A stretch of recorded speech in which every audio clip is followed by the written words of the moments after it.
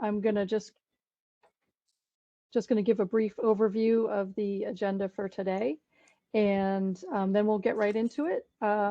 Before I go into the agenda, I was just curious to know who's in the room, because I know that we do have a new member to the advisory board. And so maybe we could just do introductions of who's in the room and who's on by computer before we get into the agenda. So again, I'm Courtney Burke. I'll turn it over to Rachel to go around the room. Great, thanks, Courtney. So Rachel Baker, OPWDD. Caitlin Wilcoxon, OPWDD. Into the microphone. Jennifer Dominelli, and I believe I'm the new member that you're speaking of today, so I'm glad to be here. Thank you. You are welcome. Chris Soriano, Associate Commissioner, Office of Special Education, State Education Department. Good afternoon, everybody. Kate Kaufman, Self-Advocate. Mike Tripodi, Self-Advocate. Sean Himes, Self-Advocate.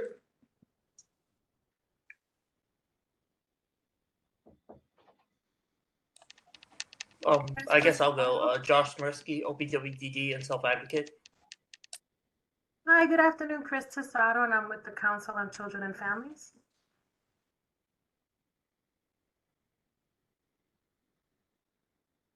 Hi, everybody. My name is Andy Sink. I'm the Director of the New York Employment Services System at the Office of Mental Health, and I'm here presenting with the Office of the Chief Disability Officer. Hello, I'm Mary Beth Schneider. I'm the Inclusive Internship Coordinator, and I work with both the Chief Disability Office and the New York State Department of Labor. That's everyone in the room, Courtney. That's great. And are there any other folks on by video that we should introduce? Good afternoon. My name is Jessica James. I'm a self-advocate out of Syracuse, New York. Welcome, Jessica. I am Kim Perry from OCFS. Hey, Kim. Good afternoon. Jill Petzer, OPWDD. Hey, Jill. And Myla Harrison from the Department of Health. Great. Anybody that we missed? All right. So I think you all have the agenda, but just to review, today we're going to go over some logistics, but then we're going to have a presentation from the Chief Disability Officer, Kim Hill. Very glad that she could join us today. Then we will have a presentation on the Partnership for Inclusive Internships. And I should have started off by saying Happy Autism Acceptance Month. So Rachel's going to talk a little bit more about the importance of the word acceptance. That's been modified to Autism Awareness and Acceptance Month. And then we'll go to open discussion and public comment. So at this point, Rachel, I'm going to turn it over to you. Yeah, thank you, Courtney. So for those in the room, my face might look familiar having been here, but usually not the person helping facilitate the meeting. So as I think all of you know, Alexia Holden, who had been facilitating this meeting for, I think, a couple of years, left the agency at the end of the year last year. So her last meeting was the last one we had. And I am here for this meeting and for future meetings. I also wanted to introduce Caitlin. This is her first meeting with all of you, and she's going to be taking on more of a role as the months go on and helping facilitate answering questions anyone has about attendance, questions about the meeting, and helping run them as we go. I think something else I wanted to share is we started to get a lot of outreach to the Autism Board email inbox for people interested in engaging with the board, learning more about the board and participating in the board. We're going to be putting together, or we're in the process of developing an interest form so we can collect that information in a more standardized way. And once we have that, we'll share it with you all so you can share that out as well through your networks and help identify if there's more people who would love to learn more about the board or participate in the board. And the last item I had before we turn it over to our guests was just an update on the report. I wanted to thank everyone for the work they did at the last meeting that we had, going through the report, identifying, what recommendations we wanted to modify, change, continue. We're still working on incorporating all of your feedback and hope to have a final draft before our next meeting this summer. And Courtney, just a quick update on the agenda. Kim could not make it today, so we have Andy Sink from OMH who's going to be doing the Chief Disability Office updates. And we don't have a bio for Andy like we did for Kim, so I apologize to Andy in advance. Hey, Andy, I know you do such great work. Would you mind saying a couple words about yourself, since I can't? Yeah, sure. So, hi, everyone. Hi, Courtney. So my name is Andy Sank. I'm the director of the New York Employment Services System, Employment Policy at the Office of Mental Health. The way we pronounce that acronym is NICE, which is convenient. NICE is essentially an employment first resource and has been since its inception in the around 2012. And so we play a very unique role within a state agency in which we're while our primary focus is on the Office of Mental Health programs and its population that it serves, we also focus on the system as a whole. And so, our core mission is to improve employment outcomes for people in New York and to assist them and their families to navigate what is a very robust but very complicated system. Personally, I've been in the employment services field since I think 2001. So it's been a little while. For the first half, I was on the provider side, running, designing, delivering employment services for various folks. And then I'm incredibly grateful to be working in the role for NICE. And why I'm here, and bad news, I'm not Kim Hill, sorry, is we do a lot of work with Kim and Mary Beth and the team at the Office of the Chief Disability Officer, not limited to employment, but that's our wheelhouse. And so when we're talking about a big topic we're going to talk about today is employment first and related initiatives. A lot of things fall under that umbrella. So Kim asked me to come talk about those things. Great. Thanks, Andy. I just wanted to briefly, in the room, we were joined by Assemblymember Santa Barbara, and I don't know if you wanted to say anything or just wave to the room, but you're welcome. We're happy to have you, Assemblyman. I don't know if everybody on the Autism Spectrum Advisory Board knows, but you're really one of the main drivers behind the existence of this board. So thank you for that. Thank you. Thank you. I appreciate that. And I just wanted to come in and thank you all for the work that you do. This is important work. And as you said, when we passed the bill more than 10 years ago now, this board has come forward with a lot of good recommendations, a lot of things that are turned into legislation, initiatives for funding, and making people's lives better. That's what it's all about. We just had our 13th annual Autism Action Day, and well attended, new bill package that we talked about. But a lot of the ideas and things behind the bills come from your reports and the things that you send to us. So we really appreciate the work that you're doing. I got to say hi to my friend Mike that we see back home as well. But it's great to see this group working together and driving these initiatives forward. This is exactly what I had hoped for when that bill was passed, and it's great to see it coming to fruition now. So thank you from me, from my family, and all the families out there to count on you to talk about these issues and bring these important things forward for us. Thank you. Thanks. Thank you. Great. Okay. So, and I will say that any of the things we're talking about today I could spend all day talking about. I know no one else would want to, but I'd be happy to. Everything's going to be pretty high level. So if there are certain subjects that you would like to talk about afterwards, I'll be around and we can share my contact information with the group. So first, just a couple of quick facts about where some of this work is coming from. When the Office of the Chief Disability Officer was created by Governor Hochul in 2022 and Kim Hill Ridley was appointed as the Chief Disability Officer, employment was identified as one of the biggest priorities. And I'm going to see if I can get this quote right. This is a quote by Governor Kathy Hochul. And when you think about the fact that our employment levels for people are not what they should be, look at the fact that 35% of people with disabilities 18 to 64 living in New York State are employed, 35% employed. That puts us at 38th out of 50 in the nation. That's not the category of statistics that I'm real proud of. So I know we can do better there. And one of the really unique things for those of us who have been in employment, and Mary Beth and I were just discussing this, both I think the Chief Disability Office and my team at the Office of Mental Health, the NICE team, we get to advocate within from the inside, which is pretty cool. And we can be a bridge for people with disabilities and their families to connect to essential resources and to talk through some of these really complicated things.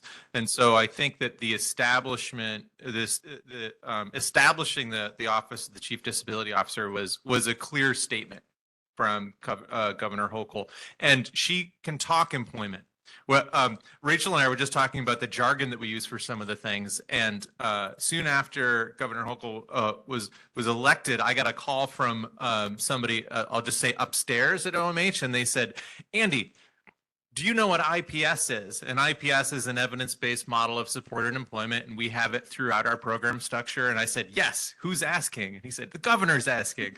I said, "Well, yeah, how does she know what IPS is? That's amazing." And it turns out that she's fluent in some of this stuff, so which is just absolutely fantastic. Next slide.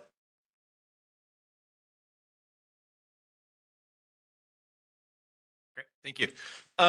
So firstly, I'm just going to cover a couple of things. I think that probably most of the folks that are part of this conversation know this stuff, but these are some of the key factors that drive this work. So lack of employment is a key social determinant of health, as is poverty, and both lead to poor health outcomes. And as we know, as we talked about a little bit, low employment rates are pervasive for people with disabilities, and the compounding effects are more significant than that of their non-disabled unemployed peers.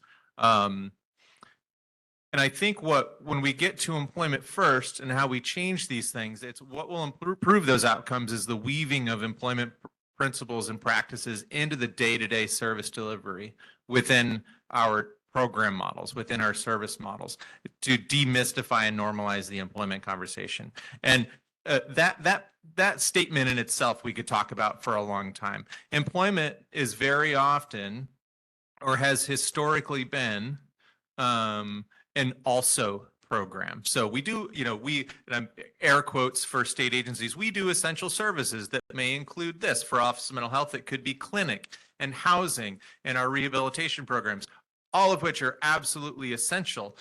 But we often miss the employment piece, and that may be a less than primary outcome, and its benefits as a social determinant of health not necessarily taken into consideration as much as it should. And that's what all of these things you're trying to do. They're trying to change that to make sure that employment is a primary outcome. Next slide, please. So on this slide and the next slide, I won't go into too much detail, but these are statistics from the University of New Hampshire Disability Statistics Compendium, and they're a little bit old. I just got the new one delivered to my desk last week. It's a whole book of stats and data, which is fantastic for me. And what this is talking about is the employment rate for folks who are living in community settings. And for people without disabilities, that employment rate is close to 80%. And for people with disabilities, this is back in 2021. And so there have been changes since then, but that's down, it's about half, right? It's like 40%. And depending on what measure you're using, and there are different ways to do that. There are different published numbers on the employment rate for people with disabilities. That's as high as I've ever seen, right? And so some current data could be anywhere between 20 and 30%. However you measure it and whatever data set you're using, it's bad. So this is the foundational point at which we're trying to improve from. Next slide. And when we're talking about employment, we're not talking just about jobs so people have something to do, right? That is part of it, but it's a multifaceted problem, and it has multifaceted impacts. Most of the folks who are not working and have a disability are supported by public benefits, right? SSI, SSDI, perhaps, and those programs are essential. But if folks stay on those benefits and don't go to work, that's a life of poverty, right? And so if we look at the statistics I have up right now, it is the poverty rate for people with disabilities, and that is much closer to, I'm trying to read the slide from here. I think it says 26%. Is that right? Right? And people without disabilities is looks like it's about 12%. And so the numbers themselves don't matter, but they're bad, right? And so when we're talking about social determinants of health and what does a lack of employment mean, these are key. Rachel, what time am I looking at? Just so I know. Yeah. Okay. Well, I've got plenty more. So I just want to. How much do you have? I think. Okay. All right. Cool. Great. Thank you. Okay. Next slide. Thank you. Okay. So I'm going to talk a little bit about Employment First. Employment First is a national framework. It's a systems change framework centered on the premise that all individuals, including, and this is a big part of it, including those with the most significant disabilities, are capable of full participation in competitive integrated employment. And competitive integrated employment, short speak, just means regular work for regular wages, not sub-minimum wage. It is not segregated work. It is integrated and above minimum wage. In practice, this means that competitive employment is considered the first option and preferred outcome in the planning and delivery of services. And that kind of goes back to the point that I was talking about how we design and deliver services. And this also includes, and this is important, this includes an acknowledgement that our services system has not historically been good at prioritizing and understanding the benefits of employment, and is often a big part of the problem. Next slide. Okay, so I'm going to skip this. This is just a little bit more detail on competitive integrated employment. Next slide. Okay, so I am going to talk about this. So in 2024, in October of 2024, Governor Hochul signed the Employment First Executive Order number 40, establishing New York as an employment first state. And as part of that process, there was a collaborative effort to establish what are our employment first principles. If we know that employment first means that we prioritize employment as an outcome within, for the way that we design and deliver services for folks, and that competitive integrated employment is the goal, what are the principles that are driving those things? And so a group of folks, both state agencies and other stakeholders, had worked under a grant that I'm going to talk about in a little bit, the NEON grant, the National Expansion of Opportunities Network, that is led by OPWDD, and established this set of principles. So I'm just going to walk through them very briefly. And these are listed as read in the executive order. Disability in no way diminishes the rights of people to live independently in their communities.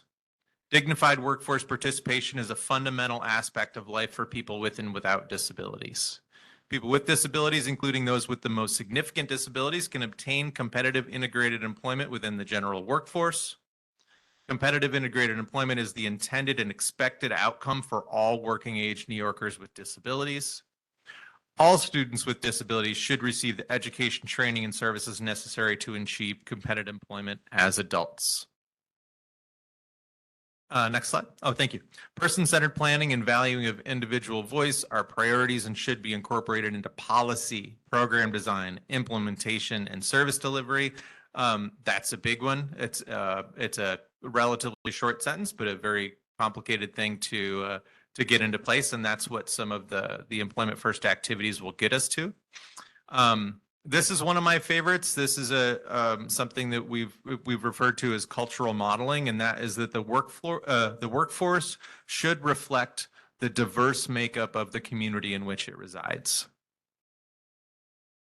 Public awareness of the value of employing people with disabilities should be increased, including engagement with the New York business community. Informed choice, respect for privacy and confidentiality, availability of assistive technology, and the inclusion of evidence-based practices in the pursuit of competitive integrated employment are essential. people with disabilities receiving public benefits should be supported in efforts to work towards financial independence. Next slide. Okay, so thank you for bearing with me while I actually read through those. I won't do that again, but I think it's important to get it out, get those out as spoken. So here are some of the key components.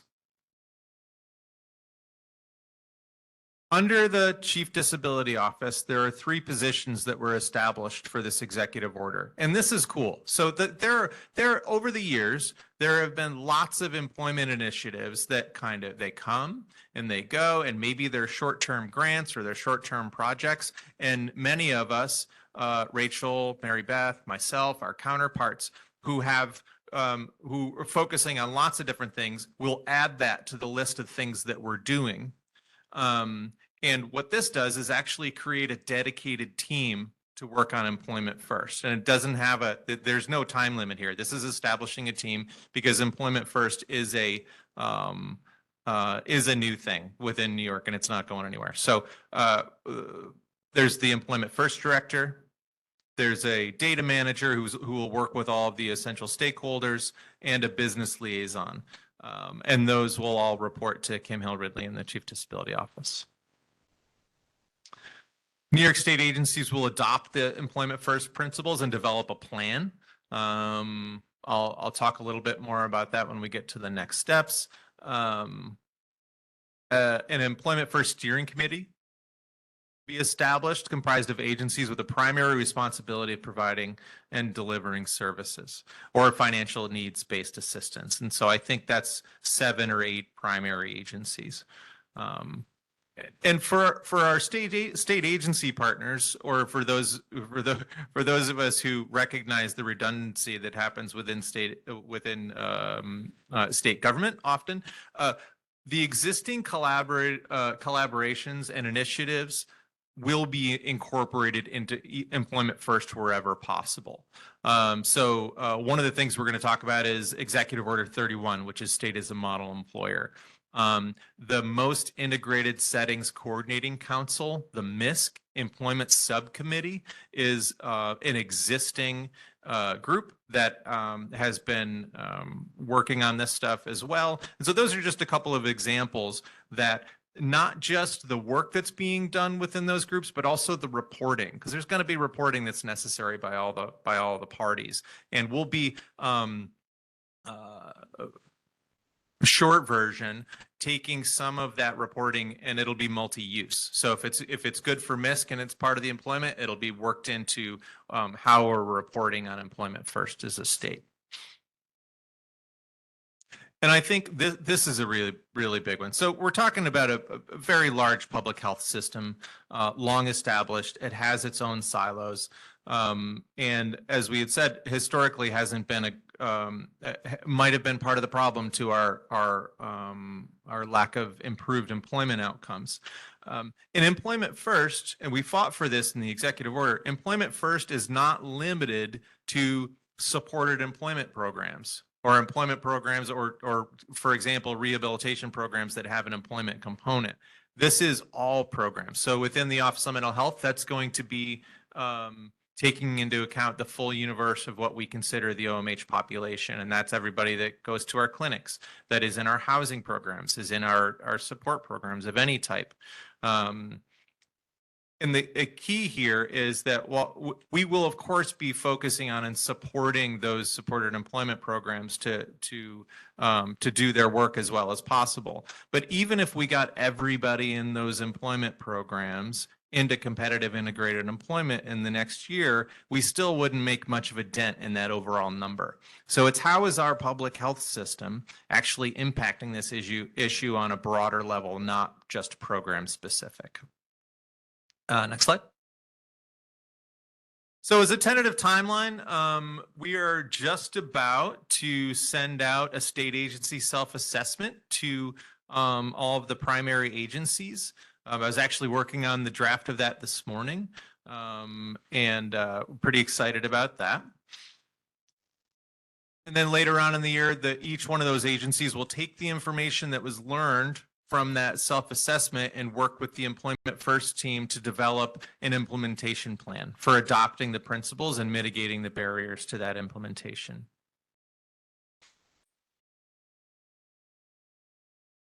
The stakeholder committee will also be established, and that's going to be what the goal is with the larger stakeholder committee is beyond the steering committee, which is the the primary state agencies, is incorporating different stakeholders from throughout the community, and so that'll be providers, people with disabilities, their families, advocacy organizations, etc. And annually, there's going to be reports on progress and outcomes, as you would expect. And we actually have some what we think are interesting ideas about how to publish that every year and what voices to highlight. And so, of course, there will be data and outcomes and number of folks supported, and how is that changing, and how are folks implementing Employment First. But there should also be some stories too, right, to make that tangible rather than just a very high level report. Next slide. Okay, in the interest of time, we can skip that one. So this is a couple of key things, right? There was another Employment First executive order in 2014, which was good, and it established the Employment First Commission and charged that commission with coming up with a plan. Right. But what that Employment First executive order didn't do was create an infrastructure. And that wasn't its charge at the time. It was trying to figure out the problem. Now we have an executive order that includes agency responsibilities and a staffing infrastructure.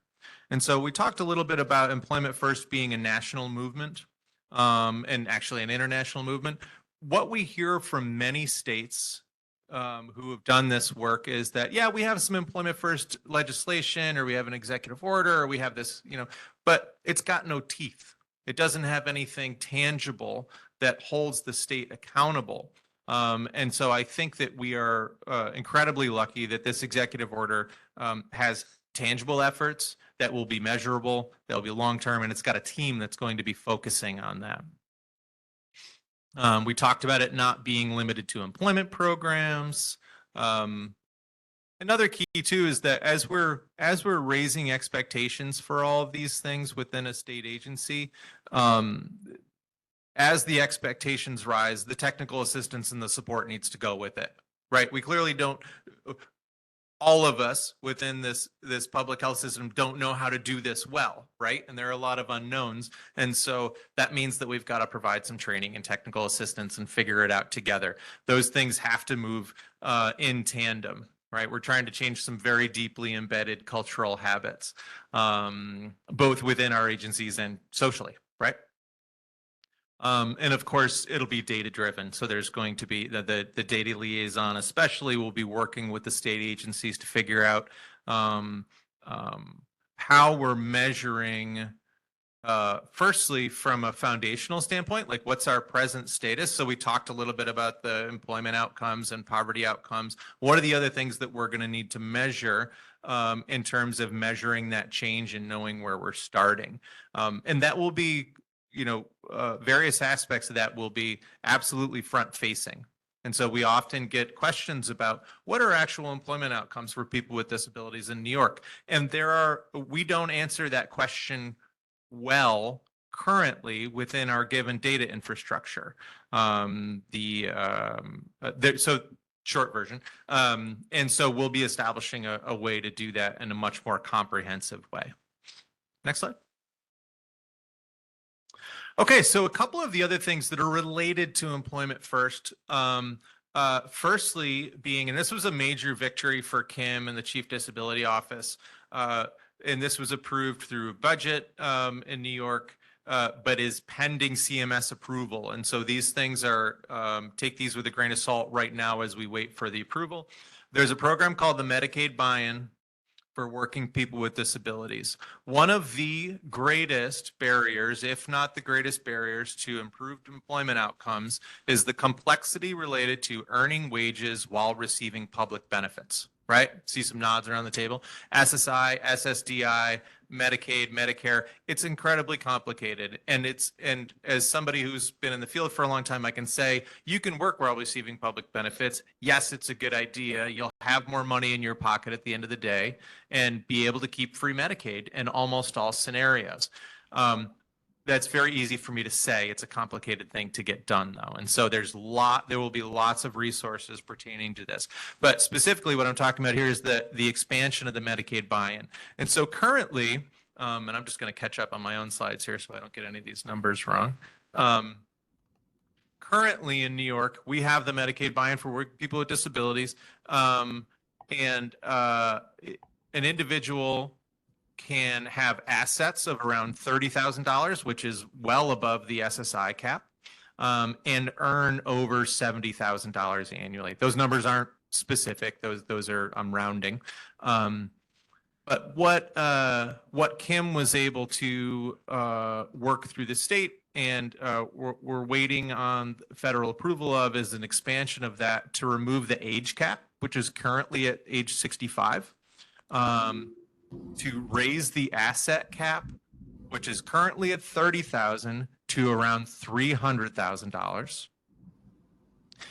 And that does not incorporate certain assets like and again, I'd have to look at the details of this, but a car and a house, individuals can be married. That's been a problem for this type of Medicaid for a long time. And the income limit. This is massive. So currently the income limit is about $74,000. That income limit is being raised to around $320,000. Okay. And so that the Medicaid buy-in expansion itself is a game changer for people who are working and earning and need to keep Medicaid for essential benefits that probably aren't covered by traditional employer-sponsored health programs. Okay, that's a lot of times that comes up like, well, if they're making that much money, why don't they just buy their own insurance or do it through their employer? And the point is that traditional employment or insurance programs don't cover a lot of the things that people need that are covered through Medicaid, right? Can I just ask a quick question? Sure. Well, those numbers, that's the proposed recommended, or those are the numbers now? Those are still pending approval by CMS, but they're approved by New York. Thank you. Yep. And they're part of a waiver package that's with CMS currently. Thank you.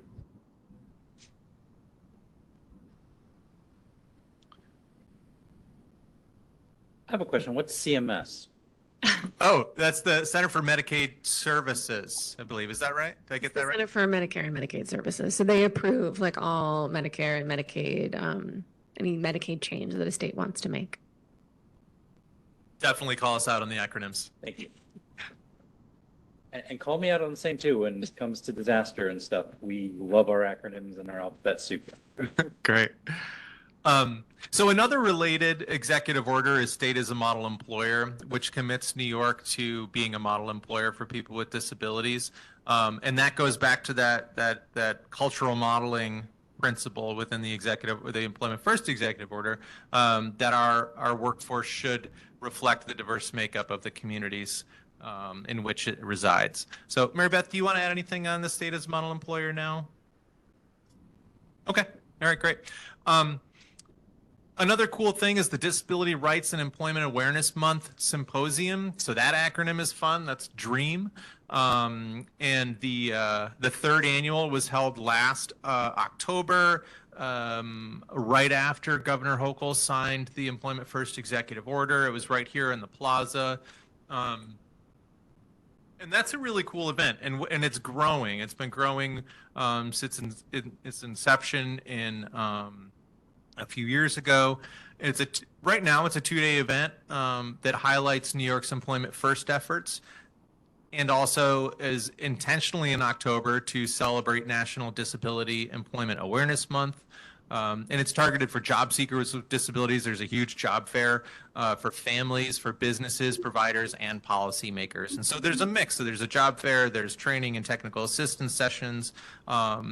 There are sessions from researchers and for pertaining to emerging policy like Employment First. Also, some of the fun stuff is the Special Olympics demonstrations and interactive events. And I see I have a tag on this one that was from a previous slide, but definitely think about it for 2025. Mark your calendars. I think the event will be even bigger this year. So, next slide. A couple of the other collaborative initiatives that we just wanted to highlight. Now, Aspire is advancing state policy for integration, recovery, and employment. Aspire was, it closed out in the beginning of the summer of 2024, but I think it's still important to highlight. And all of these things are talking about how our state is, our state agencies are collaborating. It is true that we are still, as a large state with large bureaucracies, we have silos, and sometimes it's tough for those to work. But I often think that some of the collaborations that are going on get missed. And so Aspire itself was an ODEP, or an Office of Mental Health led and funded by the U.S. Department of Labor's Office of Disability Employment Policy, ODEP. And short version is that Aspire for New York was aimed at improving and enhancing the relationship between the Office of Mental Health and Access VR vocational rehabilitation.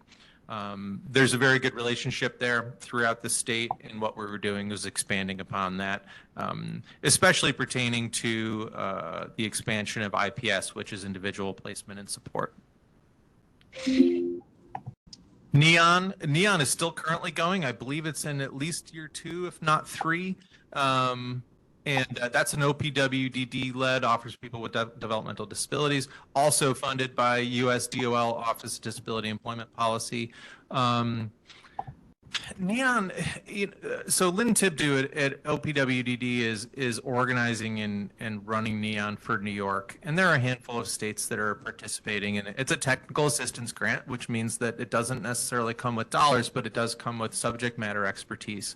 And Lynn is organizing it in a very interesting way that's allowing for various things. So one of them is efforts to support employment first implementation. One of them is to support the development of interagency agreements for the state agencies that provide supported employment services, working towards what is referred to as a Chapter 515 agreement.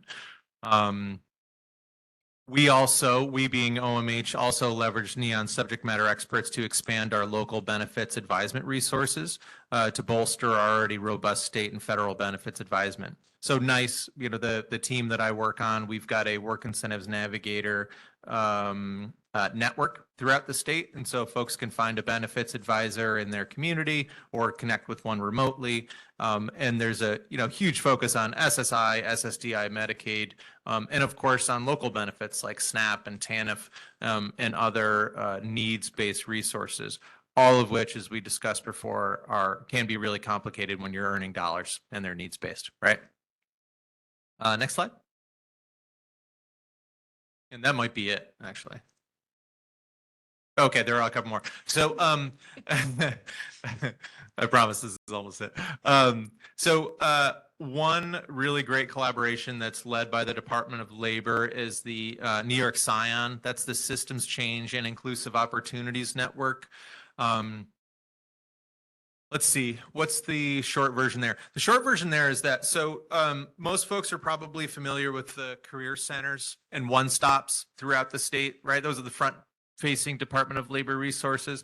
So SCION staffs a disability resource coordinator, a DRC, in all of the participating WDBs. And so there were DRCs in a handful of WDBs over the last 10, 12 years through different grants, but SCION expands that to be a statewide resource.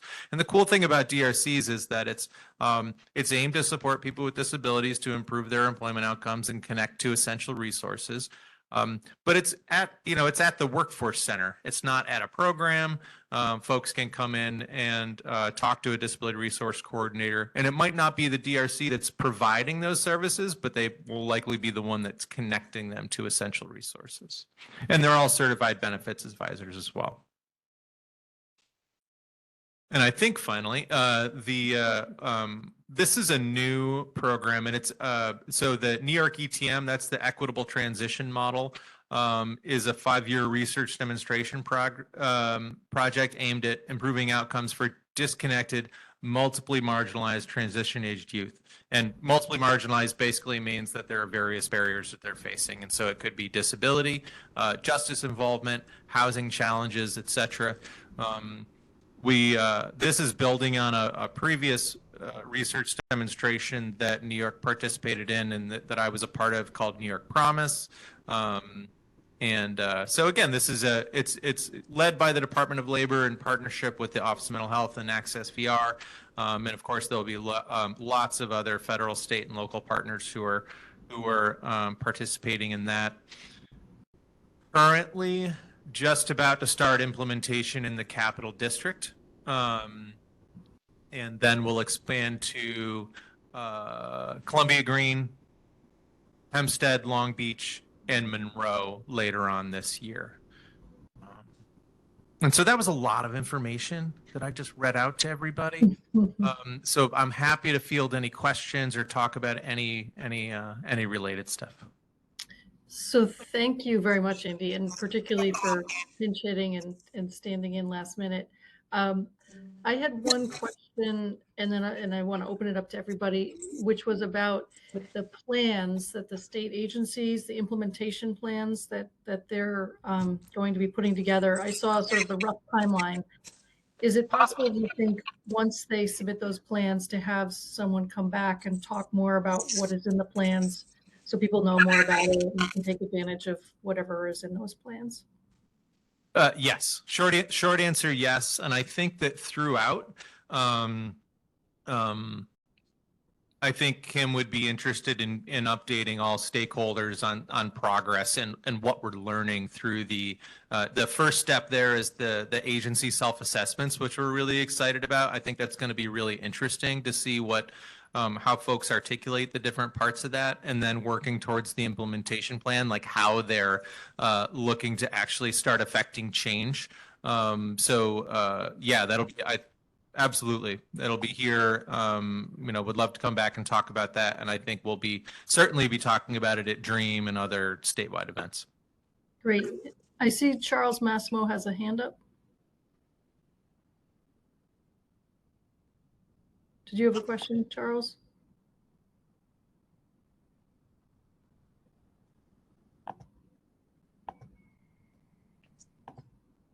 Okay, maybe not. Are there other questions in the room or from anybody online? Yes, Chris Soriano, just a quick question about the self-assessments. You probably coming out this month to the state agencies? Correct, Okay. yeah. All right, because I just think there were, earlier on the presentation, there was a bullet around students with disabilities having the skills necessary for successful and competitive employment. And we're doing a lot of work in that space, plus all the changes around the new graduation measures. SED's on the list of state agencies that are going to receive that? Correct. Okay, perfect. Thank you. Yep.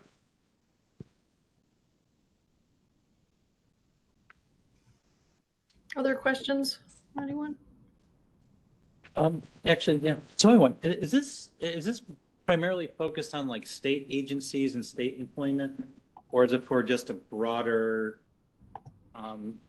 because like, I know a lot of autistic adults have found like starting their own small business is probably the best employment for them. And for me, when I was running my own company, that was the best for me. Yeah. Yes, I'm doing a job I like that I used to do for free as a volunteer, but it was tough to kind of navigate. Like, I wasn't eligible to get Medicaid, so I was paying $700 out of my pocket a month for terrible insurance.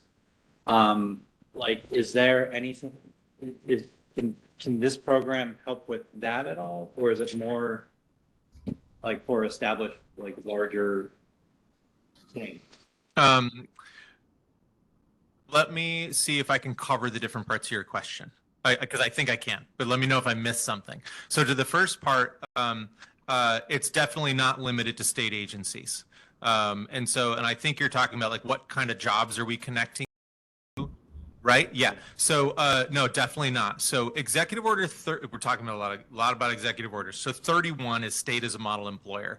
And that acronym is, we pronounce that as SAME. Okay. So SAME, the intent of SAME is to help New York be a model employer for people with disabilities. That in itself is focused on employment within the state, within civil service, say, right?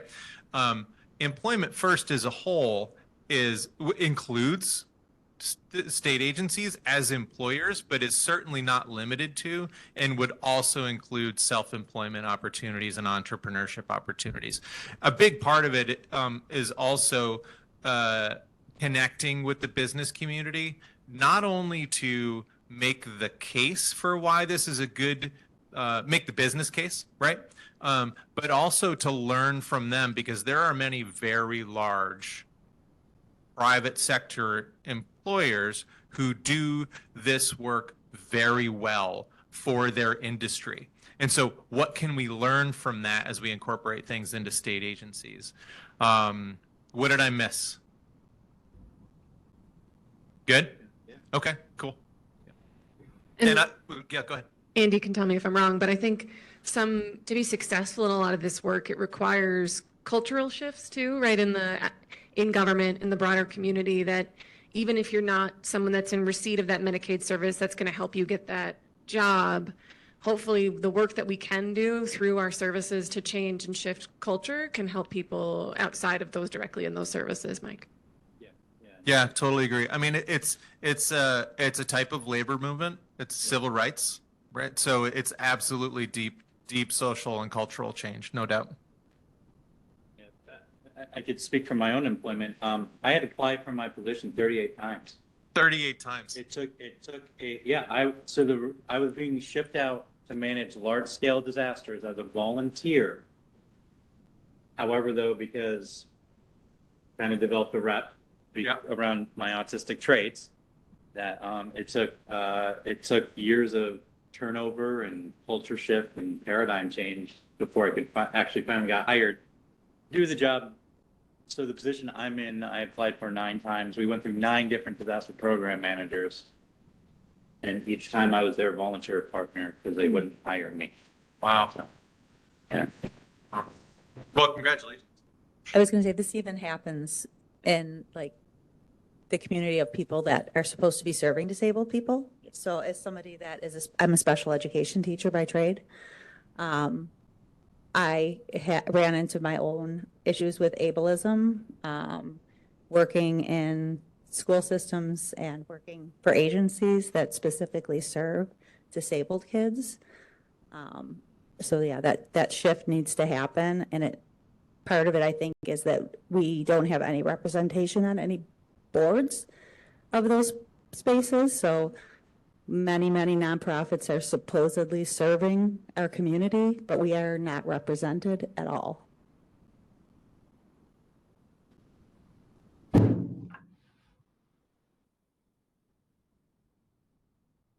Courtney? Great. Yeah, somebody sounds like somebody else has a question. Courtney, hi, are you able to hear me? This is Charlie. Yes. Hey, Charlie. Hey, how are you? Good. Hey, thanks for that presentation. Very exciting to see how aggressively you're addressing this. But I do have 2 concerns and wondering if you comment on them briefly.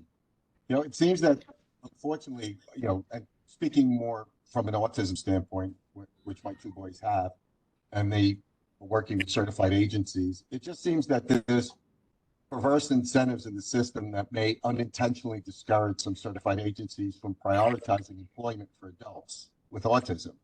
Because if my boys miss a day half program, the agency's not getting paid.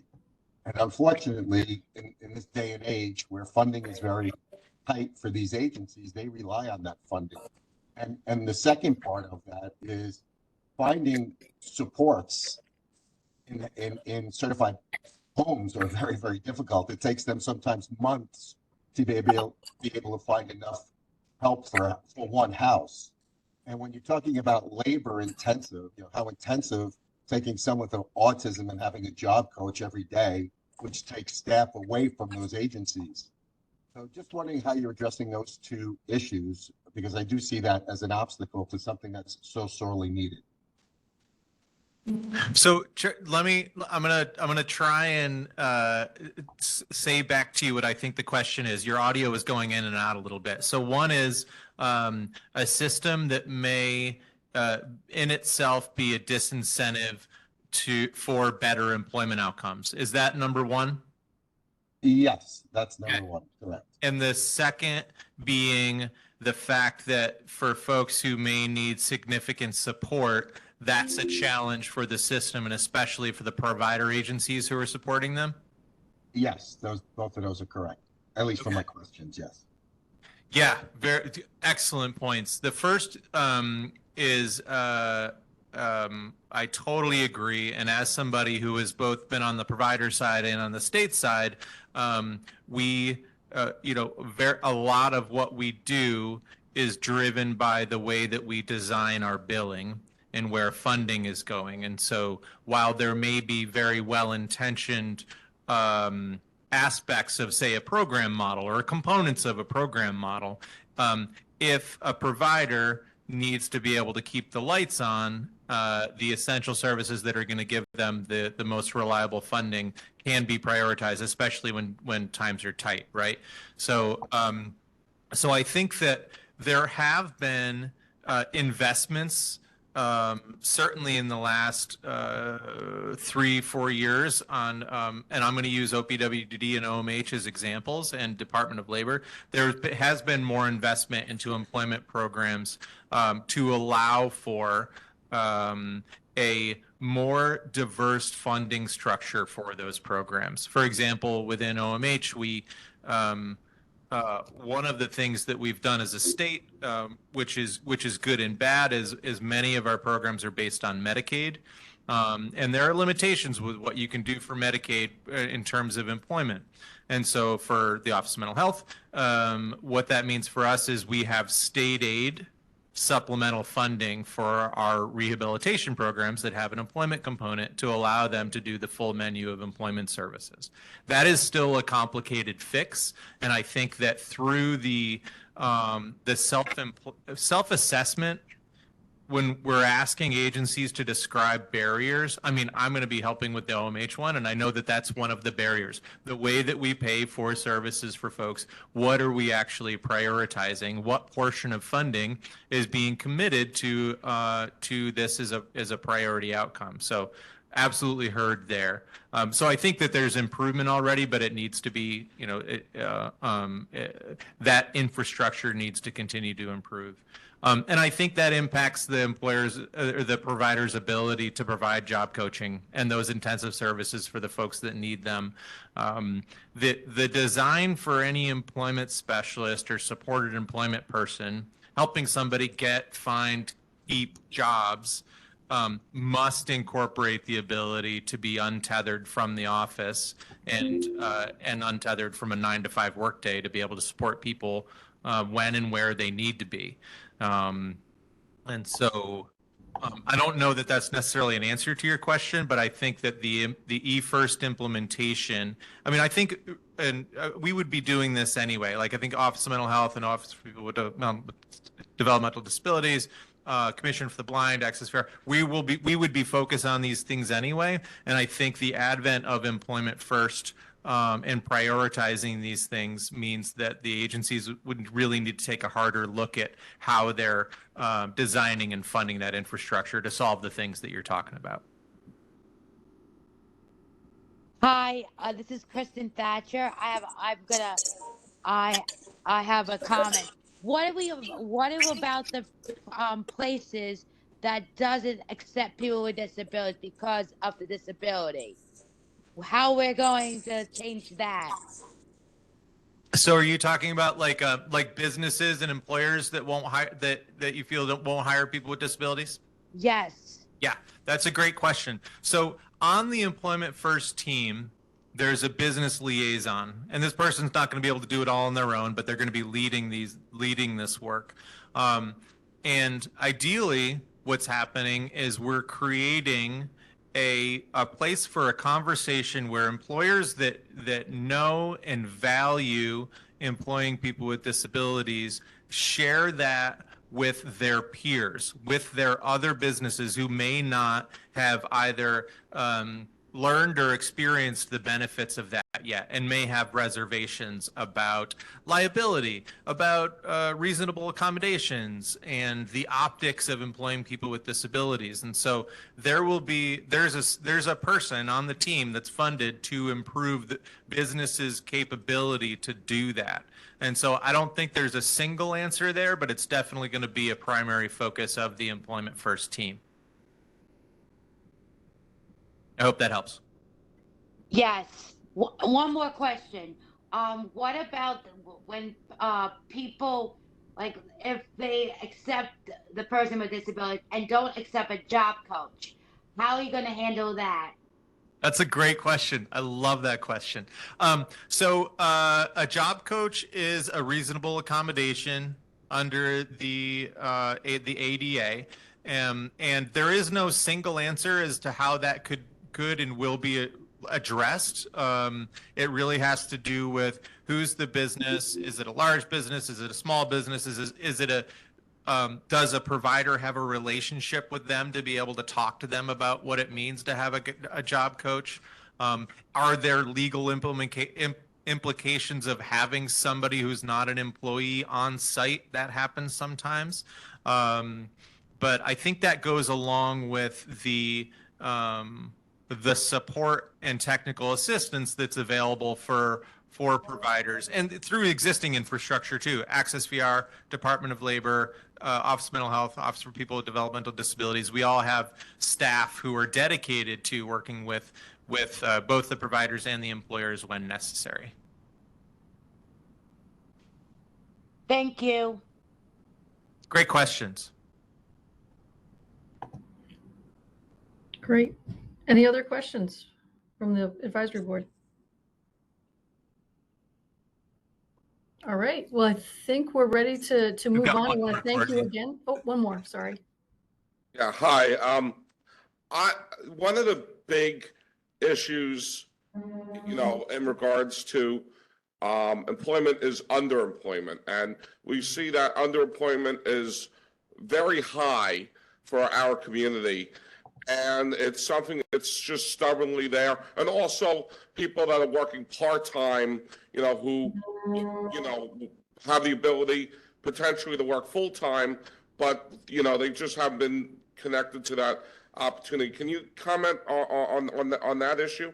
Absolutely. So I think there's lots of reasons for that, right? I think one is public benefits. The myths about, well, I can only work 20 hours a week, or I can only work 19 hours a week, and those are totally real things in terms of they're challenging.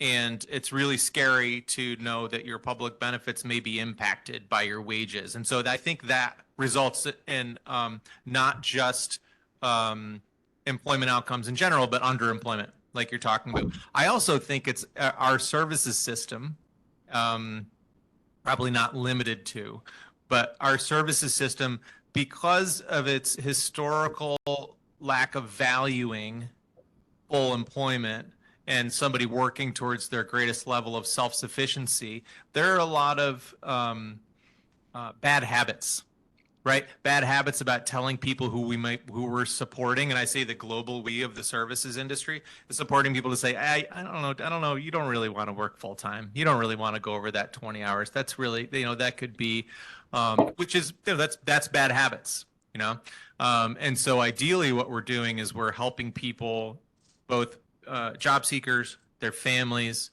and the folks who are supporting them, to understand that, yeah, working towards your greatest level of self-sufficiency means, not having a 5-hour a week, 10-hour a week, 20-hour a week cap. It's, it's to the greatest extent possible.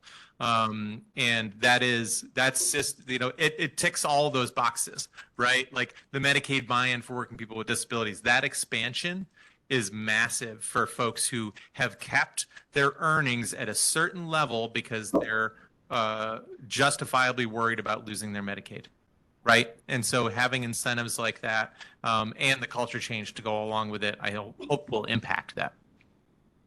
Thank you. And I just have to say that to me is huge, because I never thought I could potentially be ever eligible for Medicaid. And with this, I'm like, oh, these actually might work for me. Yeah.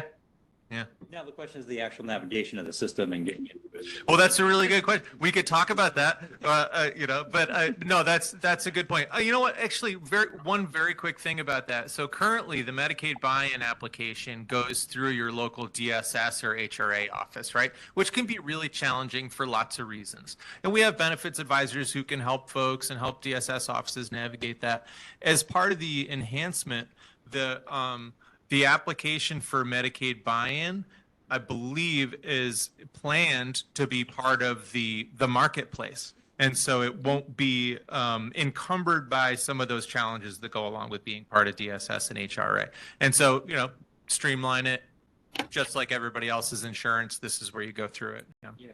Which would be huge because, I mean, and, just working with helping people navigate the system just after disasters.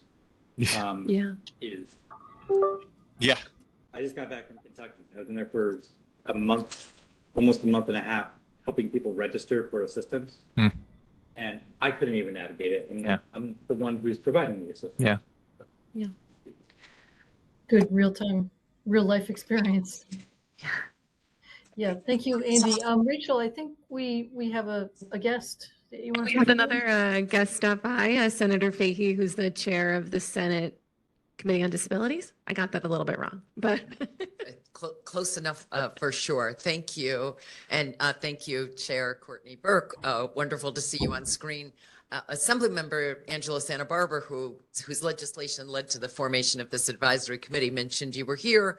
Sorry, I did not have it in my schedule, but I wanted to stop by to also thank you for the work, and to let you know, as the new chair of the Senate Disabilities Committee, I welcome the chance to work with all of you.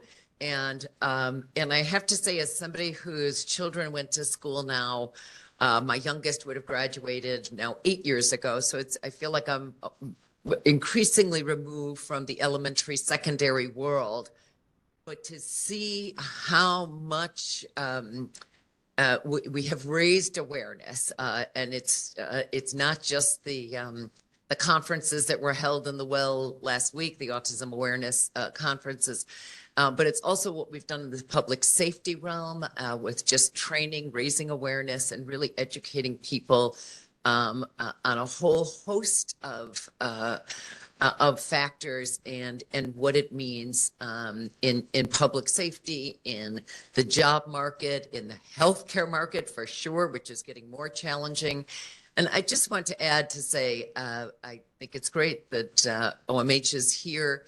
And if there's one thing I'd like to do over these next couple of years as the new chair, it really is to focus on jobs. Courtney's known me for a number of years. And if there's one thing that really gets my attention, it is jobs and education. So the better we can educate all people, whether it's awareness or just breaking through the barriers. I was at the Shelmont School Board last night, as I've been going around to a host of school boards in my new district, and talked to another mother whose child has many barriers, including some autistic ones, and the difficulty that families, parents, and others have navigating our education system, but it's the exact same in navigating the world of work. So if there's one thing I would love to focus on these next couple of years, it's really breaking down those barriers in the workforce. So I look forward to hearing more. And our conference started at 1 o'clock, so I'm already late, and you're going to see me walk out. But I didn't want to, when Angelo alerted me, I didn't want to miss the opportunity for you to put a face with a name, and for me to put names with faces as well. So thank you for stepping up. I know you're doing this because you care, and that means a lot. And I really do. For me, the glass is very much half full, even though there's always more to do. So thank you, everybody. Pleasure to meet you. Thank you, Chair. Thanks for allowing me to interrupt to say hello. Thank you. Absolutely, we appreciate it, Senator. Thank you. Absolutely. Great.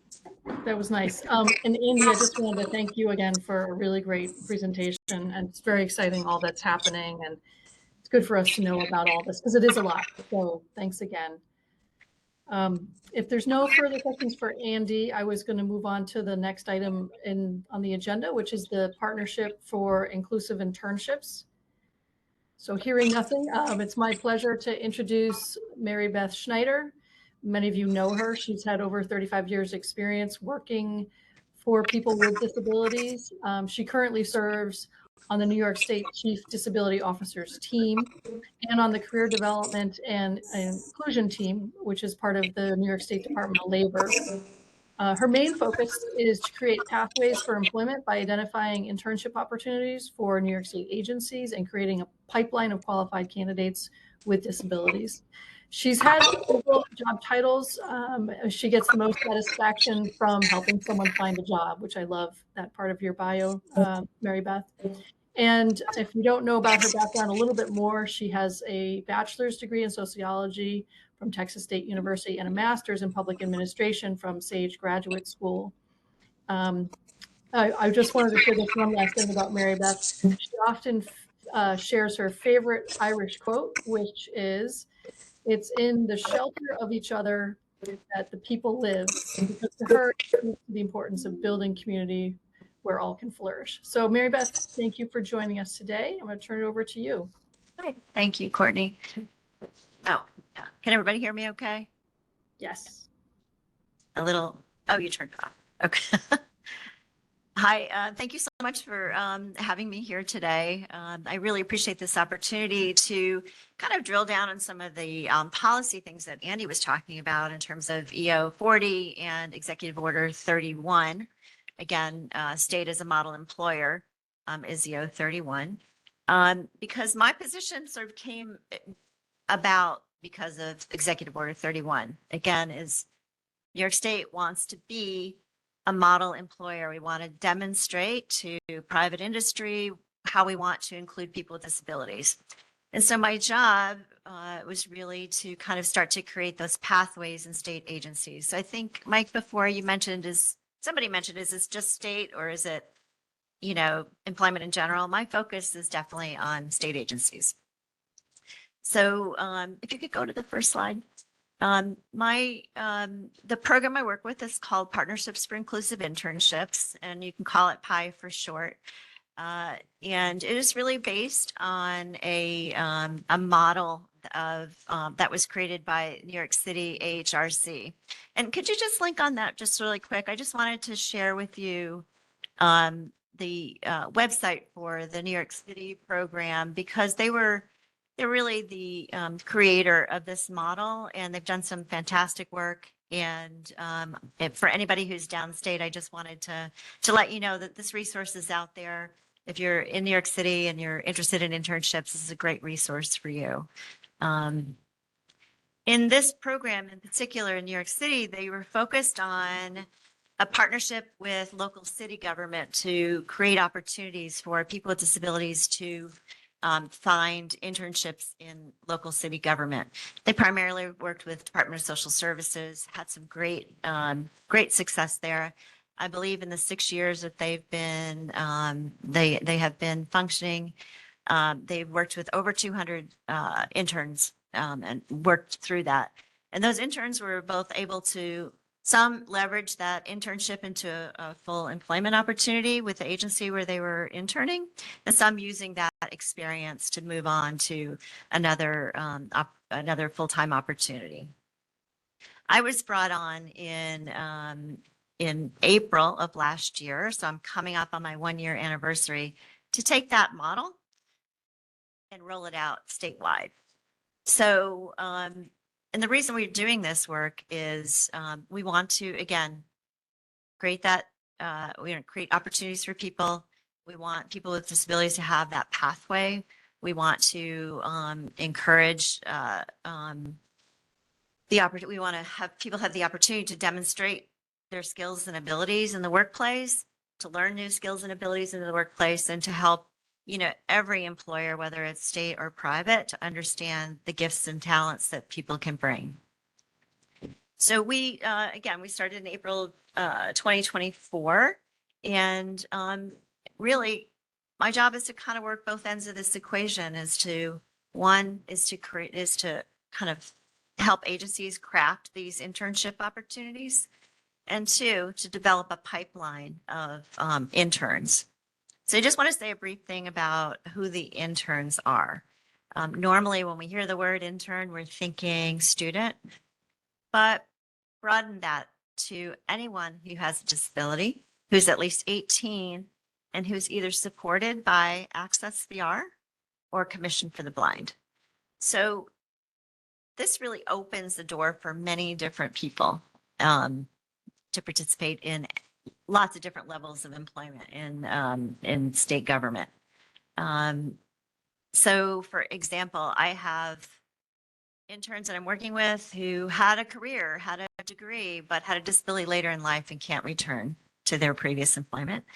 I have some interns who just getting out of high school with no work experience. So it's a really broad and diverse pool of people that I'm pulling from. And so I'm looking for really creative opportunities in state as well.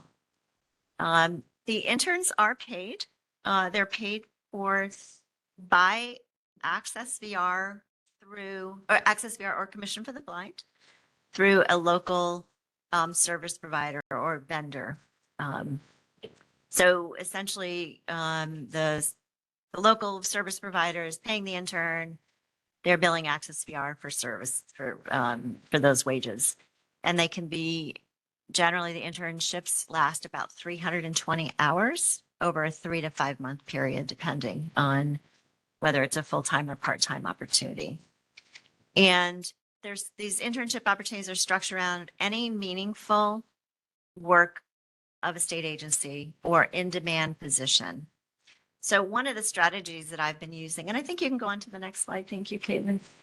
One of the strategies that I've been using with state agencies is looking at where they're recruiting, what are the helps positions that they have available currently, and helping kind of craft an internship opportunity around those positions. Because ultimately, people don't come to me to say, hey, I want to work for 320 hours and I want to be on my way. What they're looking for is an employment opportunity, right? In state government. So we're really trying to mirror those internship opportunities based on an actual position in the agency so that, the person could be considered for hire at the end. I'll just kind of give you a rundown of what we have going on right now. So far, in a year, we've had 5 interns. I know that doesn't sound like a lot. It doesn't sound like a lot to me. I'm used to working in private nonprofits, so this is my first state experience and realizing it's running not as quickly as I wanted to. But the first intern I had worked in civil service. He worked in the Employee Health Services Clinic. Did a fantastic job. Got hired. Beautiful, beautiful first outcome. And I tell you, one of the reasons that I like to have people think about when I'm talking to state agencies is that the reason that worked so well is that they were able to customize an opportunity for this man. They recognized he was bringing a skill set to the position that normally would have had to be done by a clinician. So because he came in with his administrative skill set, they didn't have to pull a clinician to do an administrative task or clerical task. That was crucial to success there.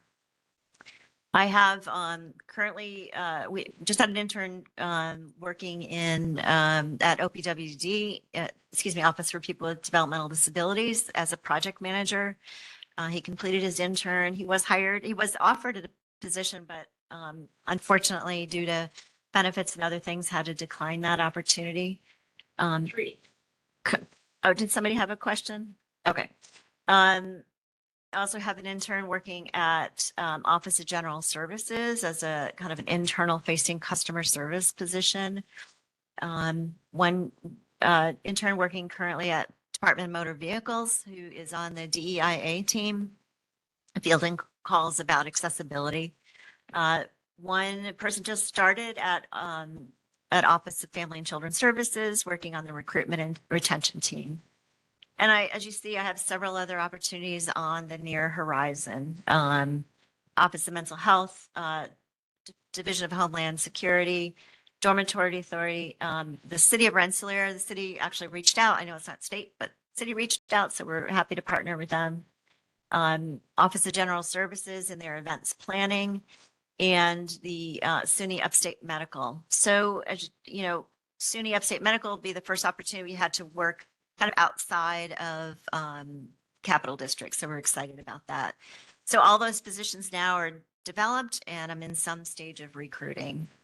And I just want to say a little bit about the development piece, because I've been a job coach, I've been a job developer in a previous life. I pay a lot of attention to meeting in person when possible, going to a potential job site, meeting the supervisor, sitting down with an intern.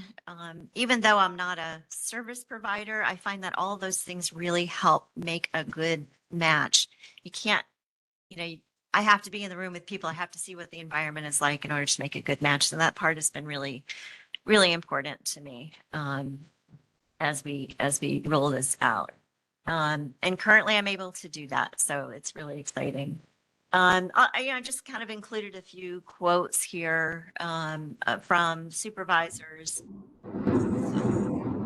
interns, and I think I'll say that the receptivity in state agencies to do this has been phenomenal. I get calls every day, and we try to work that out, whether it's a clerical position, an attorney, some agencies looking for, attorneys to intern, to building maintenance. They're all valuable opportunities, and we can work with all those kinds of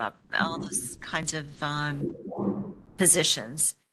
It is still a challenge. I'm not gonna lie. We still have things to work out and things to work through with, moving a system like this is big, but I'm very happy that this is a pathway that was created through the Chief Disability Office and supported through the Department of Labor to start to move this. So I will be a little quiet now. I know we've had a lot of, we've given you a lot of presentations today, but I will be happy to take your questions. Thank you. Any questions from anyone? First of all, it's really exciting to see your early success and the places that you're placing people, but anybody have questions? Go ahead, Sean. Hi. You mentioned building maintenance. I was just curious, because I think, thinking about intern, it might, sound like predominantly traditionally like white collar jobs. Are there again, you mentioned like building maintenance, because, a lot of people, are good with their hands, are good with, more mechanical, more on the trades side of things. And how's the reception been with that? Because there must be, there's a big demand for those type of careers out there. But, I'm just, wondering, like with the state agencies, how that works. Yeah, actually, we've had very good reception there. Those are, sometimes those positions are difficult to fill. And, again, while we want to hold diverse array of opportunities for people, those are jobs that some people really want. And, they might be doing that job in a private industry now, but really want to move into a state system.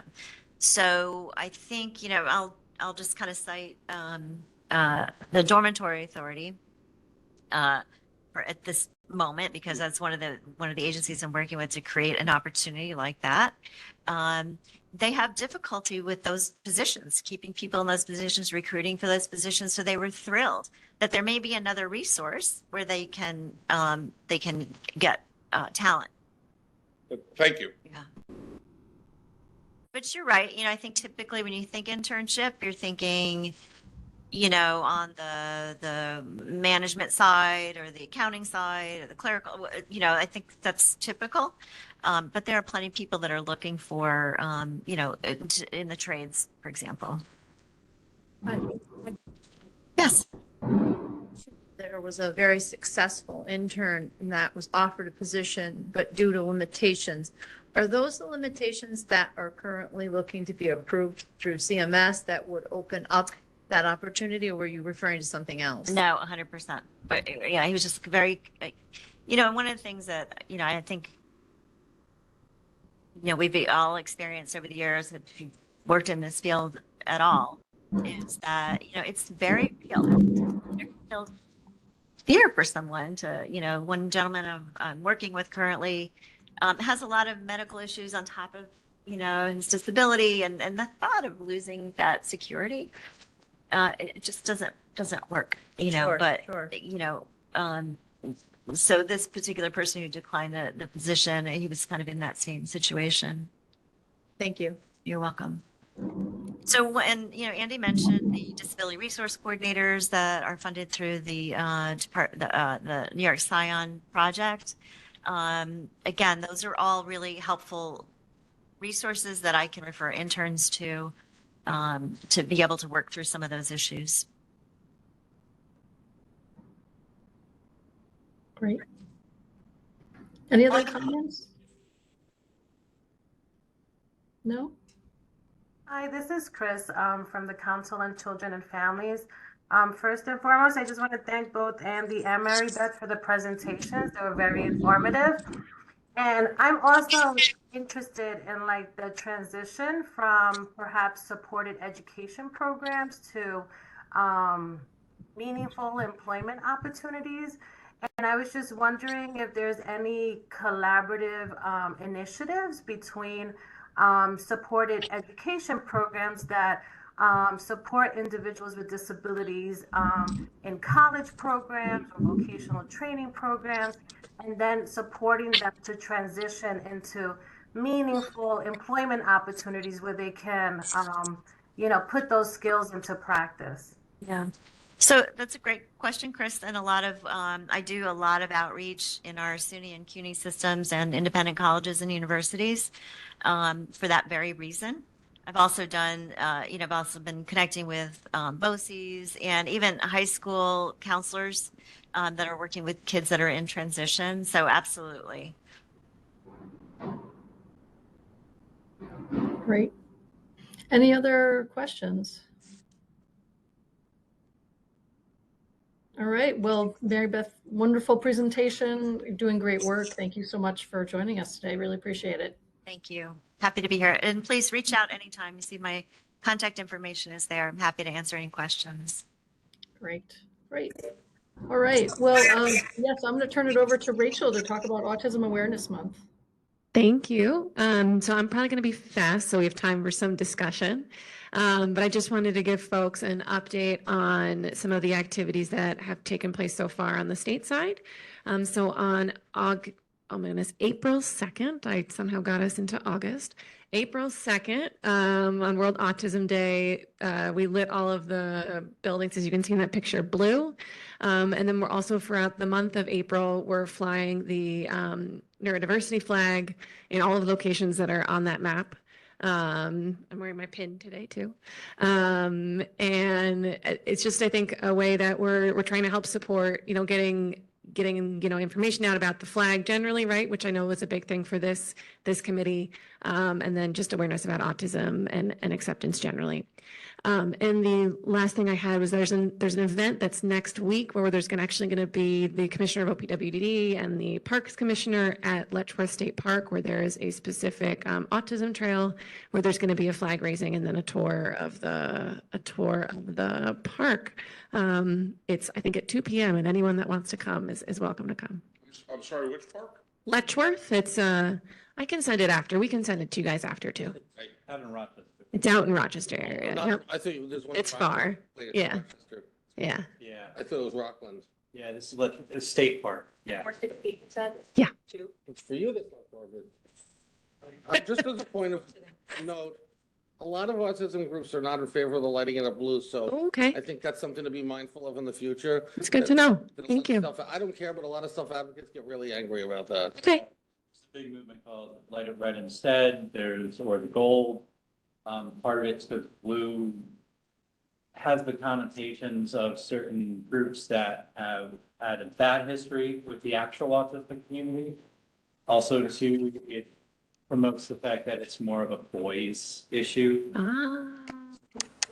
Yeah, those are some of the reasons I put those colors on the flag is because I always saw online everyone would always say light it gold or light it up red all the time. So I'm happy someone brought that up.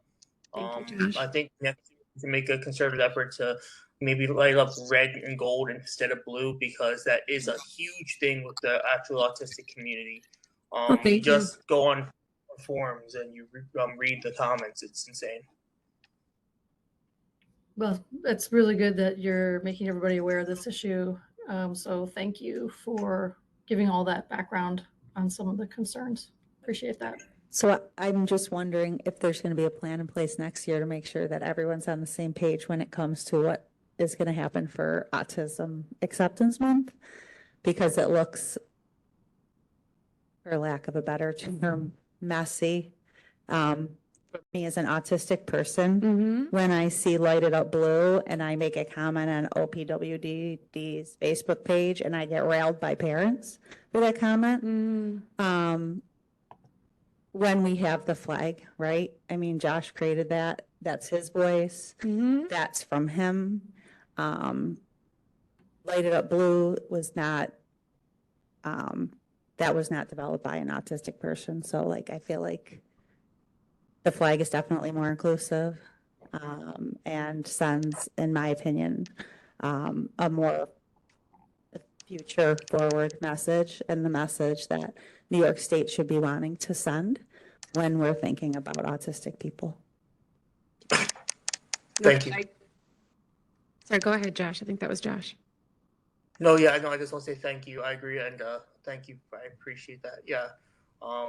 Another reason why I designed and came up with the idea of it as well is because so many people always are complaining, especially online, always about the lighted up blue, and I think it's a real shame because these people they communicate very well online, but no one's listening to the voices. So you always have a state saying we care, we're going to light it up blue for you. And then the very people they're lighting up blue for say, please don't do that. Don't do that. We don't want you to do that. And then you have people say, no, we're doing it for you. We're doing it for you. And so there's a massive disconnect there.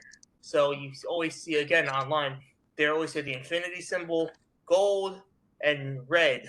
So now that we have this, I think we should have a massive effort to roll this thing out and let not just the state, but also just the regular people have a statewide campaign to push this out so people all over know that okay, the days of the puzzle piece and the days of lighting up blue are now officially over.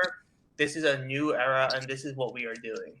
Because again, another reason, tongue in cheek, when I came up with the idea for flag, it was also as a way to kind of stick it to the puzzle piece and say, we're done with you. We aren't kind of held hostage as you're the only mainstream voice anymore. Now we're our own mainstream voice.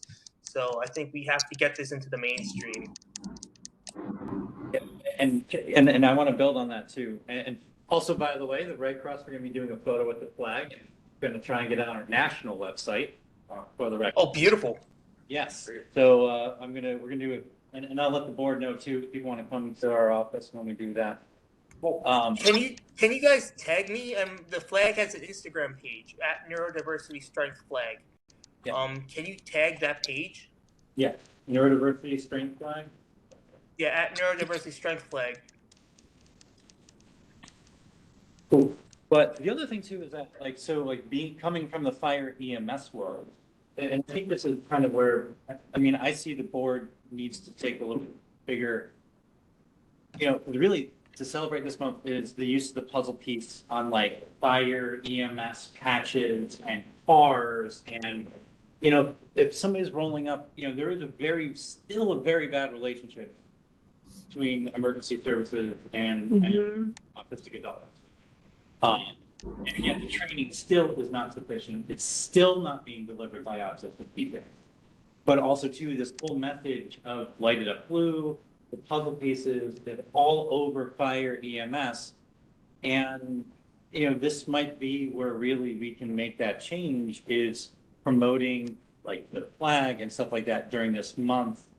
And really bringing into getting rid of some of these very harmful symbols that have a history that are triggering to a lot of individuals. April's not a fun month for me. I hate it. I mean, I by get this it. time, by right now, I'm stressed. I don't even go online. Yeah. Monthly of no control in New York State. Yeah. Yeah. But We have the control to not light up. Sure. WDD does not need to light up. correct. Next year, I hope.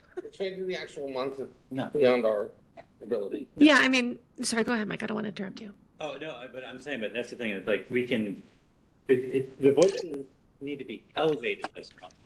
When oftentimes, one of the reasons why a lot of people don't like this month is because we hear about how much we're a burden. Yes. Hear about, oh, you know, oh, you're not like my son. Oh, you're really, you know, that stuff really goes for the circle person. And I mean, and it's harmful. And it really, I mean, like all my friends in the self-advocate community all dread this month, but it's also kind of like the Super Bowl of advocacy for us. Mm-hmm. This is when people are actually paying attention. And so this is the opportunity that maybe next year we turn this more into, to really make sure that we're elevating our voices, especially around the self-advocate like that. You know, and doing these events. And like, you know, when we were talking in the well, that was great. You know, we had a broad representation. And that's kind of what we need to shift this month with kind of more focus on, is that broader, you know, like, and talking about the fact that blue has very, you know, it kind of still confines autism to that 7-year-old boy diagnosis from the suburbs. It doesn't represent a large chunk of the community that has been missed and doesn't get the service.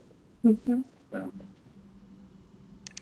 I think right now we have a once in a lifetime opportunity to really, like Russ said, we could take back April. We could reclaim it, and not just reclaim it and take it back, but make it our own as a community, really. And honestly, for those who are on here who dread April, and I completely understand that. You can one day say I love April because it's a victory story. It's something where at first it was said it was ours, but it really wasn't. But then by our own way, we took it back, and now we make it ours. So we are now in the phase where we can, if we so choose and do so now, we have the tools where we can take it back, and we can then make it ours. So then April can be a victory story. So then it's like, look at what we did because we took action. We didn't just let like an organization which doesn't speak for us, like say that they are. And we made great societal change so that one day in the history books, they'll say, oh yeah, I can't believe we used to light up blue. Oh yeah, I can't believe they used to actually use a puzzle piece. And we'll see this flag everywhere, and it'll be like a victory flag for this community because we did that. So honestly, I think that this is like a calling card, and this is a challenge. Like we see the problem, we identify the problem. We have a flag. I did all the hard work. I got us the flag. So we got a flag. Now it's up to us as a collective unit. Do we wish to take back our month? If the answer is yes, let's do it. We're in the right state. There is a culture within the state government which is very receptive. The fact that the board exists is we honestly, I could tell you on the government perspective, I have people both in Democrat and Republican parties who are very receptive to this. The mayor, Glenn Cove, who's Republican, believe it or not, is flying the flag and just made a post on her social media. I have a Democrat congressman who I was supposed to meet with today, but I couldn't get down to D.C., so I'm meeting with later on this month who supports the flag. We have flags flying all over the place. So it's bipartisan support, so we can really do this. We can really take back April. So I'm honestly excited for all of this. And I think everyone in the autistic community should be excited too, because the future, if we so choose to it, we will look back at this and say this is our victory month. Well, this has been I hope people agree with that. No, it sounds like there's a lot of people who are interested in the idea of taking back April and making it more true, and from all of you. So I think it's great. I think it's been a great conversation, and it sounds like we have a plan for what April will look like next year when we have our meeting. And I actually do have a question, Secretary election. So that's actually my background in forestry and natural resources. Is there any talk about making more trails somewhere on this side? And if not, I actually have a very good suggestion of property that is owned by SUNY ESF in Lawrenceburg. It's already set up as an ADA trail. It'd be a great sensory trail. And just gonna throw it out there. It'd be nice to have something in the Adirondacks. Yeah.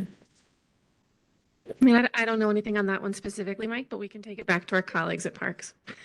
For next week, since the only event you mentioned is Rochester, is there gonna be anything more downstate or at least Albany South? Not this week and not this month. I mean, I think for us, one, I just want to say thank you for the conversation. I mean, the reason we have this board is to, inform us, and when we do things wrong, you tell us and we react, right? And that's fine. I'm just saying Rochester's not that convenient for most people. Yeah, I mean, I think we're starting small, and the idea is that you grow each month, and I think we can probably talk about it more specifically as in the lead up to next April. So we're not talking about it while it's happening, though, but before it happens, right? And what can be done differently, sort of next year. But I hear you, Michael. That's not convenient for everyone to go to Rochester. Yeah, and I like the idea of making it sort of a bigger deal next year by proactively planning. And this conversation has been very helpful for that. Yeah. But I think if there should be ones all over the state of New York. And on a personal level, it would be much easier for me to get to them in Long Island to speak than have to drive. I think it's like for this speech for about 4+ hours. I mean, I'm happy to do it, but we need more of these facilities. Fully agree. I'm gonna throw it out there. I don't know with our structure, but is it possible like maybe form a subcommittee, a planning subcommittee, and start the planning process for next year now? And like have celebrations all over the state and I don't know, start it out there. Don't know if that's a thing or. That's a good idea. I would love. Great idea. Love to be involved. And maybe even having like resource fair, like we could maybe couple this with job fairs, resource fairs, other types of advocacy.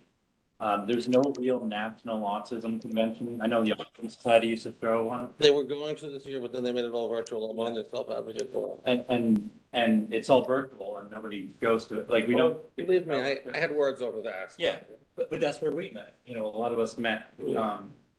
And that would be a void that can be filled by New York State. We have the resources and. We'll do a statewide conference. Yeah. And there's topics we could cover like water safety, it's a huge topic, and next month's Water Safety Month. There's no autism and water safety conference, but when I went to the National Aquatics Conference from the Association of Aquatic Professionals, a lot of the talk about that because the drowning rate is so high. Emergency management, disasters. I think that just, we can choose to kind of lead the nation in this. It'll take planning, it'll take resources, it'll take money, but I think New York State and this board can be the vehicle to really set that example and make that change. What about for people who like this oh my God, I can't speak right now. Wow, I had an idea, now I can't think it. Hold on. What about like people who my STEM and everything? Maybe we should do something like talk about what STEMing is, and in this conversation, like we're having the autism spectrum meeting or whatever you're talking about. I can't talk right now for some reason, but what do we? But we should also talk about why stimming is important, and not judge about why we do it. You know.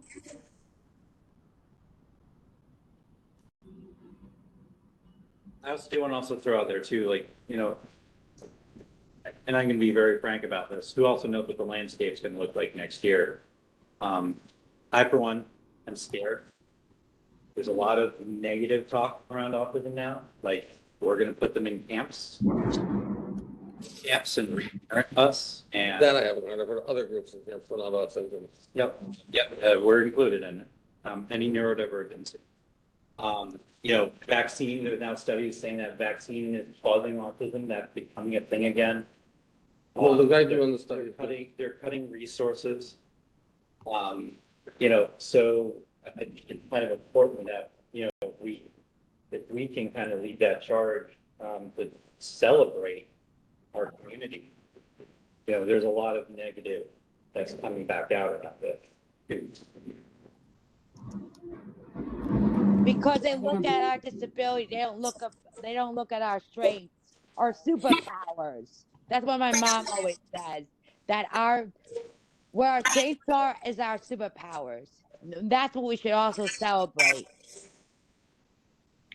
A while, Yeah, I agree a with that. while back, the advisory board had our own meetings a few times a year.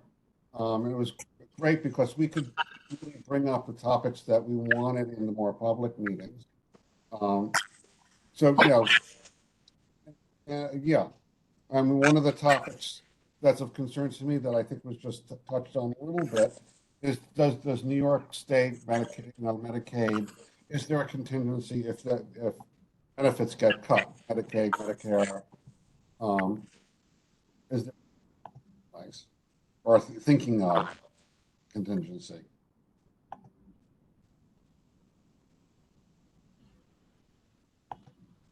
Yeah, no, I think the state is waiting to see what happens at the federal level. The state budget's still under negotiation, but at some point, something's going to happen at both the federal and state level, and it would be important for us to be talking about that in the future. Fully agreed. Because it could happen next week. I mean, they're pushing it. Yeah. Yeah, I think with stuff like this, there needs to be people, we need to act with a sense of urgency because literally we don't know what's going to happen tomorrow. Things happen, quite frankly, some of them happen quickly. And literally what happens if the rug's pulled out from us tomorrow? Like in a hypothetical scenario, which may not be, literally, what will we do if tomorrow, 24 hours from now, we find out that the rug's pulled out from us? And what will we do in that scenario if it happened literally tomorrow? Like, what will we do? Well, I could propose that, if there's enough of these things start happening more rapidly, I don't think there's anything of gathering a subgroup from this group to say, what should be our next step or how should we be responding? I don't think there's anything that prevents us. Could we be involved in the process of making a game plan? I know that's maybe an unconventional ask, but I think we should, considering the fact that it would affect us directly, and considering we have this board here. I think that we should definitely be part of the process and coming out with a contingency or something, because again, we're coming from firsthand experience. It's not I have a relative or a friend who it's going to affect. It's it's going to affect us. I think that we should probably be part of the process. I think a lot of people on the board would probably, I think it's safe for me to assume they'd agree too. And that we should be part of the process to making said contingency. Please, if anyone disagrees, please let me know. But I think it's important that we're part of the process. No, I fully agree with you. That's a great idea. I didn't think of that. I'm going to say, as a catastrophic emergency planning professional on the international level, yes, we actually, please involve us, and I'd be more than happy to help myself too. So it's good to have a plan B, a plan C, and a plan D, because Yeah, I think the entirety of the board should be involved, quite frankly. I think it's important. And also, I mean, you know, there's a saying, I think it's Sanny's or something, forgive me, nothing without us, or something like that, with us without us. It's a good catchy saying. But the gist of it is like, you know, if you're gonna do something for us, like, include us. You know, and this is a big thing. This isn't like one of those little things. This is a big deal. And these are like important times. And it will really also, on top of us making it the most effective contingency plan that could possibly be in these situations, it will really be showing to everyone in the state, like, you know, that we mean it serious of the state opportunity, that, wow, we're like, you know, there's, this is going to affect population A. So what we're doing is we're taking the state board full of population A and putting them here, building this contingency plan with them for the entirety of population A. So it comes from that mindset. So I think that'll be extremely beneficial. Again, if anybody on the board disagrees with me, just please let me know. And the phrase is, it's not about us without us. That's it. There we go. There you go. Yeah, love that. Love that saying, nothing about us without us. Yeah. Yeah. Well, I think maybe what we'll do, and Rachel, let me know if this sounds good. You know, I think one of the things we're waiting on is, as we all know, Congress is debating some potential significant changes to the budget. And we don't know exactly when that's going to happen. There's two different versions in the House and Senate for, you know, I know a lot of you are following this, so forgive me if you know this already. And after Congress comes back from the holiday recess, it's expected that they're trying to negotiate something by Memorial Day. So we could keep an eye on what's happening there. And if it looks like some of these cuts to Medicaid, which I think might be one of the biggest concerns, are going to happen, we could set up an ad hoc meeting to talk about, you know, what's the best way for us to address this. And also use that meeting, I don't know whose suggestion it was, I think maybe Mike, to talk about some proactive planning for next April, to you know, to be able to just do that informally with some type of outreach to the board, if that makes sense. I agree. We belong in the community, not in a box. We belong, like, we belong with everybody else. We don't belong not be included in things. Yep. Okay. Well, why don't we agree to do that? To be in touch. You know, it would probably be in May when we have a better idea of what's actually going to happen or not happen. Although who knows?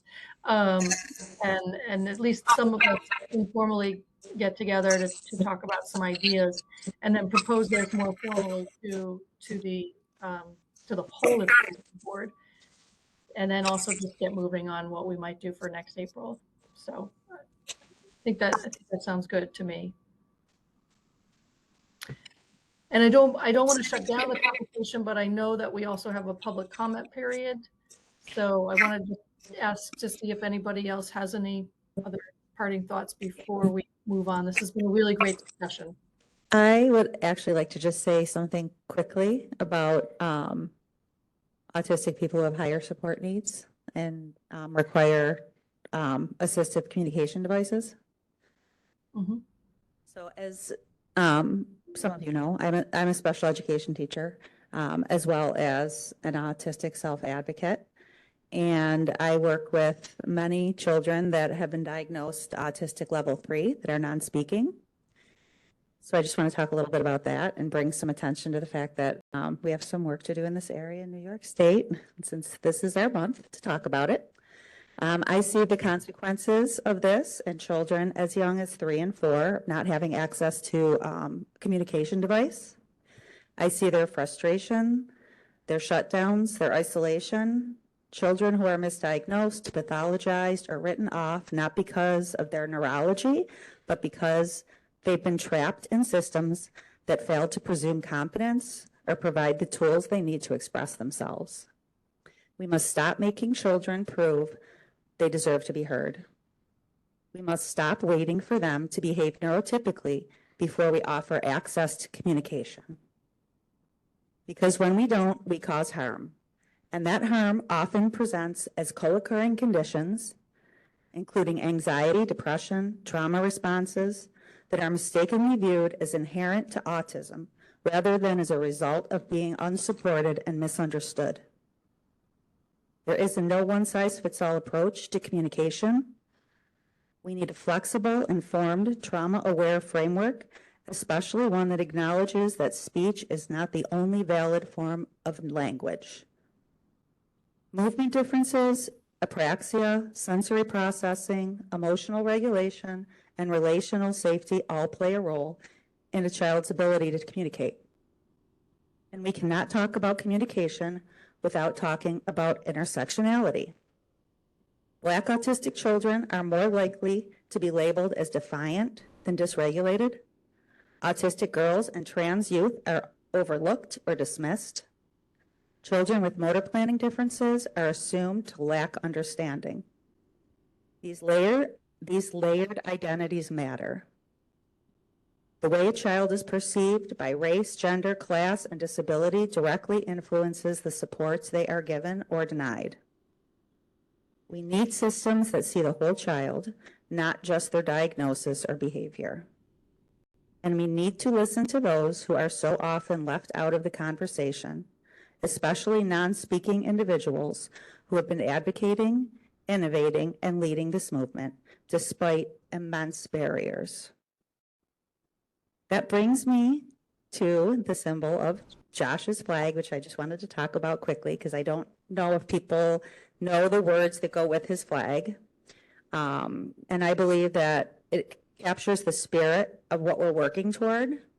So the flag that he created, when Josh created his own words that go with the flag, a flag born of the neurodivergent mind to symbolize the greater neurodivergent spirit, a spirit that refuses to be broken, a spirit that always gets up, a spirit full of iron will. In red, we see power, the immense inner power neurodivergent people possess. In gold, we see first place in glory. We are done being seen as second class. In the diamond, we see value just as society values diamonds. We proclaim our own. This flag is more than a symbol. It is a reclamation of voice, of space, and of power. It wasn't created for neurodivergent people by others. It was created by someone who lives this experience. That distinction matters deeply. The flag represents the essence of this movement: autistic pride, autonomy, and agency. It's a visual affirmation that we are not broken, not less than, but a vibrant community with immense worth.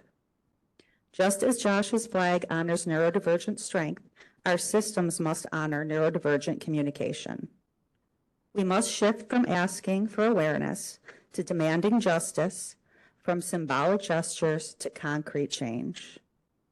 And that includes removing barriers to communication, access, and evaluations, funding trauma-informed neurodiversity affirming services, ensuring representation of those with the most intersectional identities, listening more than we speak, and using our positions to transform systems, not just maintain them. Throughout history, progress has always come when those most affected by injustice are centered in the fight for change. From the Civil Rights Movement to the ADA Act, the neurodiversity movement is no different. We must move beyond awareness, we must lead with humility, and we must keep asking the most important question: who is not being heard, and what are we going to do about it? Nothing about us without us. Thank you. 100% agreed. Good job. Thank you, Kate. I think we only have 2 minutes left in the meeting today. No, it's fine. That was beautiful. I think something that I may do instead of having the live public comment is we have an email address where people can send written comments. I think it's on a slide coming up. It's for something else, but we're going to say that it's for this. So this is the email that if anyone has any comments, we can leave this up for a little bit while after the meeting officially closes, just so folks can take it down and send things to us in writing, just because I want to be respectful of everyone's time. I know others may have commitments shortly after 2 p.m. These are the next 2 meetings that we have coming up. And as Courtney said, I think if there's something that calls for an ad hoc meeting, we can work on that. I'm sorry to take over the last few seconds, Courtney, but. Yeah, no problem. And I have to go to a 2 o'clock meeting, but this was a really, really good conversation today. So we will be in touch about, the issues that were brought up today. It was a really great conversation, and thank you to everybody who contributed. So Rachel, I'll toss it back to you, and I look forward to seeing everybody, hopefully in person next time. Yes, and the next meeting is July 23rd in this same room. So we're going to be in this room for the future, and look forward to seeing you all of you again then. The meeting is adjourned. Thank you. Have a good night, day.